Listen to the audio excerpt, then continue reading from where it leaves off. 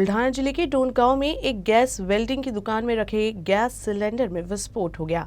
इस हादसे में दुकान आग की चपेट में आ गई। विस्फोट में 2 लोगों के घायल होने की खबर है। बुल्ढाना जिले के डोनगांव में एक गैस वेल्डिंग की दुकान में गैस सिलेंडर फटने से जबरदस्त विस्फोट हो गया, जिससे दुकान में जबरदस्त आग लग गई। बताया जा रहा है कि घटना में 2 लोग घायल हुए हैं। दुकान में आग लगने के बाद दुकान में जबरदस्त विस्फोट हो गया। धमाका इतना जोरदार था कि पड़ोसी की दुकान और दुकान में बैठे लोग सहम गए। आग की सूचना दमकल को दी गई। दमकल की गाड़ी मौके पर पहुंचकर आग पर काबू पाया। वीसीआर।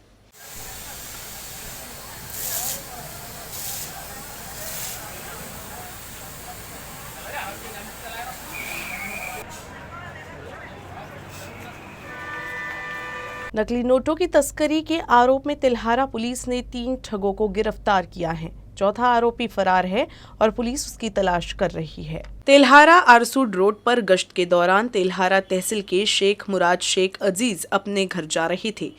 तब आरोपियों ने शेख मुराद से 500 रुपए के 2 नोट की मांग की। चिल्लर देने के कुछ देर बाद शेख मुराद ने देखा कि नोट नकली थे। उन्होंने इसकी सूचना तिल्हारा पुलिस को दी। पीएसआई गणेश कायंडे और उनके सहयोगी तुरंत मौके पर पहुंचे और उनसे पूछताछ की। उनके पास से भारतीय मुद्रा में नकली नोट जब्त कर लिए गए हैं। मामले में 3 आरोपियों को गिरफ्तार किया गया है। इनमें से एक आरोपी फरार हो गया है। आरोपी अमित आत्माराम कटारे, अमोल गोविंद कटारे, विजय ठाकुर और वैभव चंदू दयाल के खिलाफ धारा 479B, 479E व 34 के तहत मामला दर्ज किया गया है। काल दिनांक 2/2/2022 संध्याकाळी 8 वाजेच्या दरम्यान पोलीस स्टेशन तेलाराचे पथक आरसूड फाटा येथे गस्तीवर असताना त्यांना काही नागरिकांनी गोपनीय माहिती दिली की पंचगावन फाटा येथे दोन 4 व्हीलर वाहनामधून 4 जण तरुण आलेले आहेत आणि ते ओरिजिनल डुप्लिकेट नोटा देऊन ओरिजिनल नोटा चिल्लर मागत आहेत अशी माहिती मिळाली। पथक आमचं तिथे तात्काळ गेलं आणि सदर पथकाने त्यांना 3 तरुणांना ताब्यात घेतलं। एक तरुण त्याच्यापैकी पळण्यात यशस्वी झाला। 3 तरुणांची झडती घेतली असता त्यांच्याकडे ओरिजिनल नोटा 54,000 आणि जे डुप्लिकेट चलन म्हणून वापरायचा त्यांनी प्रयत्न केला अशा 23,96,000 अशा यांचं प्रत्येकी 4 बंडल होते, म्हणजे एकूण 23,96,000 नोटा डुप्लिकेट अशा मिळाल्या। अकोला के गुलजारपुरा इलाके में एक व्यक्ति की बेरहमी से हत्या कर दी गई।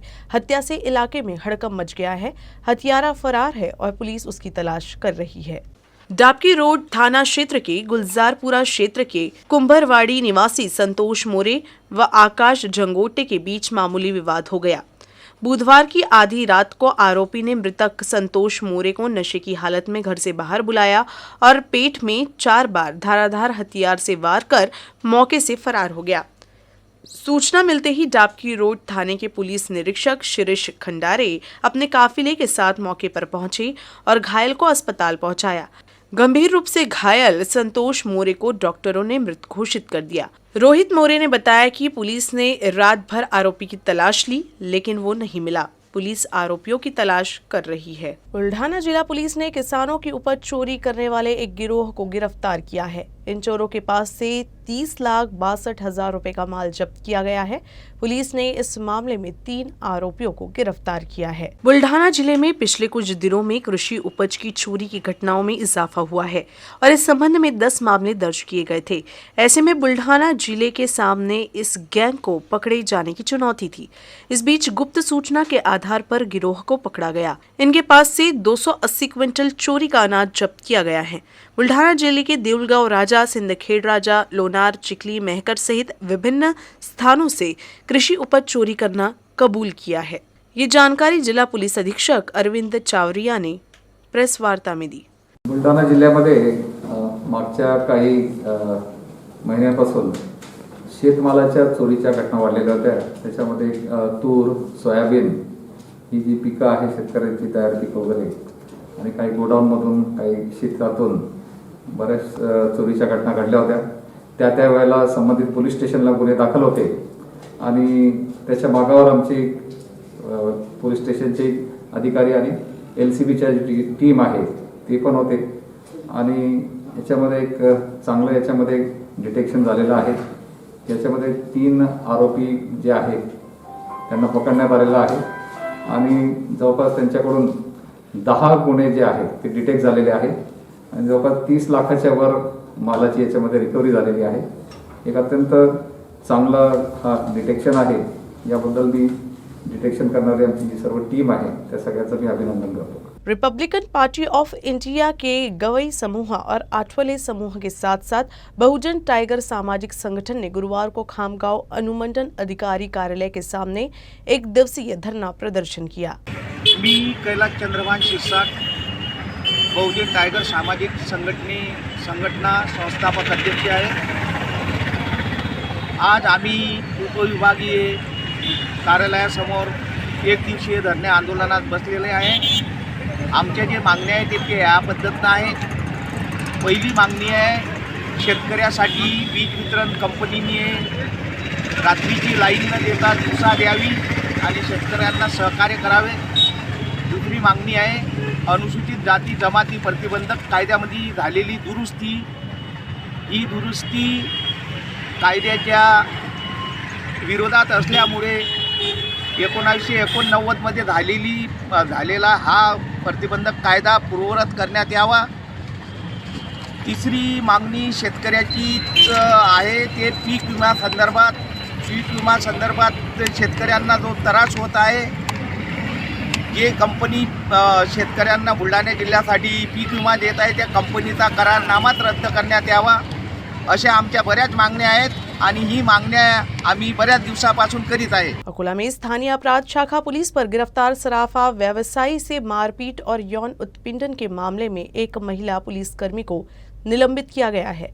वैसे इस मामले में पहले ही एक सहायक पुलिस निरीक्षक समेत 5 लोगों को निलंबित किया जा चुका है. अब तक इस मामले में 6 पुलिसकर्मियों को निलंबित किया जा चुका है. अकोला पुलिस की स्थानीय अपराध शाखा की टीम पर लगे गंभीर आरोप के मामले में अब कार्रवाई का सिलसिला शुरू हो गया है.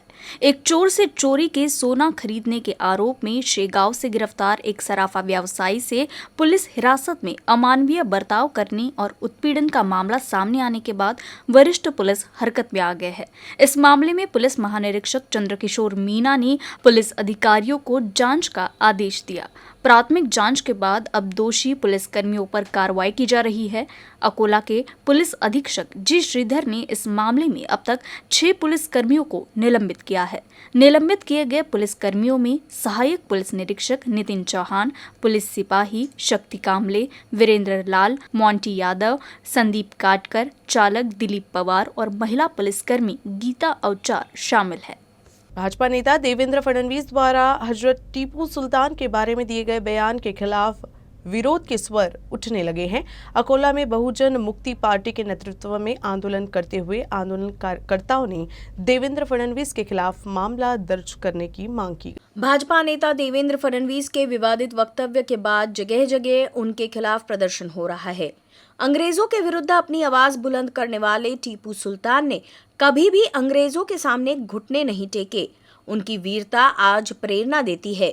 लेकिन देवेंद्र फडणवीस ने टीपू सुल्तान के लिए आपत्तिजनक शब्दों का इस्तेमाल किया, जिससे लोगों में काफी नाराजगी है. उनके खिलाफ कार्रवाई की मांग करते हुए बहुजन क्रांति मोर्चा, बहुजन मुक्ति पार्टी, बुद्धिस्ट इंटरनॅशनल नेटवर्क द्वारा आंदोलन किया गया. समस्त बहुजनांचे राजे टिपू सुलतान यांच्या विरुद्ध जे फडणवीसने जे काही वक्तव्य त्यांनी हे केलं त्याबद्दल आम्ही आज अपशब्द त्यांनी जे वापरले त्याबद्दल आज शेगाव येथेच नाही तर पूर्ण महाराष्ट्रामध्ये पूर्ण देशामध्ये आज आम्ही हा निषेध व्यक्त करत आहोत. जे काही फडणवीसने जे काही उद्गार जे काही वक्तव्य त्यांनी मांडले ते राजांच्या अपमान केल्यासारखं झालेलं आहे. त्याच्यामुळे समस्त बहुजनांमध्ये याचा आक्रोश निर्माण झालेला आहे. त्याच माध्यमातून आज शेगाव तहसील येथे आम्ही बहुजन क्रांती मोर्चा तसेच बहुजन मुक्ती पार्टी तसेच बुद्धिस्ट इंटरनॅशनल नेटवर्कच्या माध्यमातून ज्या काही सर्व सहयोगी संघटना आहेत त्यांच्या माध्यमातून आम्ही आज येथे जाहीर निषेध करत आहोत. बहुजन क्रांती मोर्चा, बहुजन मुक्ती पार्टी आणि भारत मुक्ती मोर्चा यांच्या वतीने आज महाराष्ट्रभर या ठिकाणी धरणे आंदोलन होत आहे.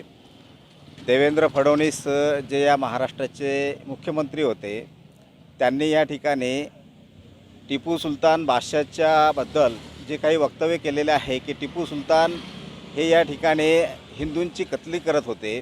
त्यामुळे टिपू सुलतानचं या ठिकाणी या देशामध्ये कोणत्याही ग्राउंडला किंवा कोणत्याही विरासतीला त्यांचं नाव देणं हे उचित नाही. या ठिकाणी देवेंद्र फडणवीसने हा सरळ बहुजन लोकांच्या जे काही या ठिकाणी राजे होते, बहुजनांसाठी जे लोक या ठिकाणी कार्य करत होते, त्यांचा अवमान केलेला आहे. देवेंद्र फडणवीसने जे अभद्र या ठिकाणी टिप्पणी केलेली आहे त्याबद्दल त्यांच्यावरती कठोर कारवाई करून त्यांच्यावर फौजदारी गुन्हा दाखल झाला पाहिजे, ही आमची सर्वांची या ठिकाणी मागणी आहे. धन्यवाद. वहीं बुल्ढाना जिले में भी भाजपा नेता देवेंद्र फडणवीस के खिलाफ आंदोलन किया गया।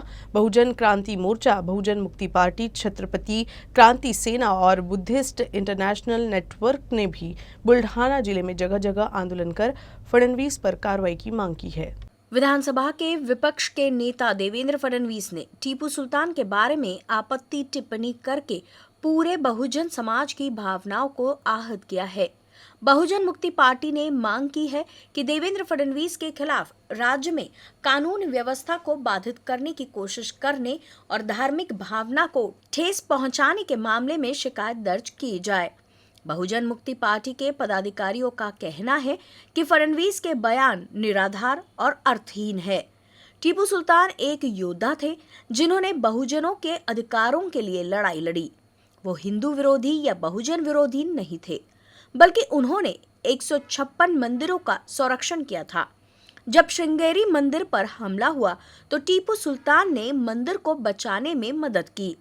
इसीलिए देवेंद्र फडणवीस का बयान बहुजन की भावनाओं को ठेस पहुंचाने वाला है और निंदनीय है। बहुजन मुक्ति मोर्चा द्वारा एक दिवसीय आंदोलन कर देवेंद्र फडणवीस के खिलाफ सख्त कानूनी कार्रवाई की मांग की। अकोला शहर में रामदासपेट पुलिस ने पिछले कुछ दिनों से सटोरियों पर नकेल कसना शुरू कर दिया है। शहर के सबसे व्यस्ततम जगह नागफनी रेलवे क्वार्टर के पीछे चल रहे जुआ अड्डे पर रामदासपेट पुलिस ने रात के समय छापेमार कार्रवाई की है। इस कार्रवाई में पुलिस ने 2,43,000 रुपए का माल जब्त किया है। अकोला स्थानीय अपराध शाखा और अकोला के पुलिस अधीक्षक की एक विशेष टीम ने रामदासपेट थाने की सीमा के भीतर जुआरियों के खिलाफ कार्रवाई की। पुलिस के मुताबिक ये जुआरी बार बार अपनी जगह बदलते रहते थे और इनकी हिम्मत इतनी बढ़ गई थी कि जुआ का अड्डा चलाने के लिए इन जुआरियों ने अकोला रेलवे स्टेशन का सहारा लिया और अपना अवैध धंधा शुरू किया। हालांकि अकोला पुलिस के सतर्कता और कड़ी नजर से ये जुआरी बच नहीं पाए और रामदासपेट थाने के थानेदार किशोर शेलके को मिली गुप्त सूचना के आधार पर शेलके और उनकी टीम ने नागफनी रेलवे क्वार्टर के पीछे छापा मारा और कुछ लोगों को जुआ खेलते हुए गिरफ्तार किया। पुलिस को देख कुछ लोग भागने में सफल रहे। हालांकि उनके खिलाफ भी रामदासपेट थाने में मामला दर्ज किया गया। इस कार्रवाई में पुलिस ने 3 मोटरसाइकिल, 4 मोबाइल समेत कुल 2,43,110 का माल जब्त किया है। इस कार्रवाई से क्षेत्र के अवैध धंधे करने वालों में हड़कंप मच गया है। अकोला जिला परिषद समाज कल्याण समिति की बैठक में समिति ने वर्ष 2022-23 के लिए 12 करोड़ रुपए के बजट को मंजूरी दी है। इसमें पिछड़े वर्गों और विकलांगों के लिए आवास योजना का प्रावधान किया गया है। समाज में पिछड़े वर्गों के विकास कार्यों के लिए हर साल सरकार करोड़ों रुपए देती है और साथ ही विभिन्न योजनाओं को भी कार्यान्वित किया जाता है, लेकिन सदस्यों के राजनीतिक स्वार्थ के कारण योजना को लागू करने में हमेशा देरी होती है। तो वहीं कई मामलों में सीधे संभागीय आयुक्त से संपर्क किया जाता है। दरमियान अगले साल के वित्तीय बजट पर चर्चा करने के लिए 2 फरवरी को समाज कल्याण समिति की बैठक हुई। बैठक में समाज कल्याण विभाग द्वारा आगामी वर्ष में लागू की जाने वाली विभिन्न योजनाओं पर चर्चा की गई। इसके बाद इन योजनाओं के लिए कुल 12 करोड़ का बजट पेश किया गया और साथ इसे सर्वसम्मति से मंजूरी भी दे दी गई। जिला परिषद का समाज कल्याण विभाग आगामी वर्ष 2022-2023 में व्यक्तिगत एवं सामूहिक लाभ योजनाओं को क्रियान्वित करेगा। न्यूज रूम से बस इतना ही। खबरों का सिलसिला यूं ही चलता रहेगा। आप देखते रहिएगा UCN न्यूज अकोला।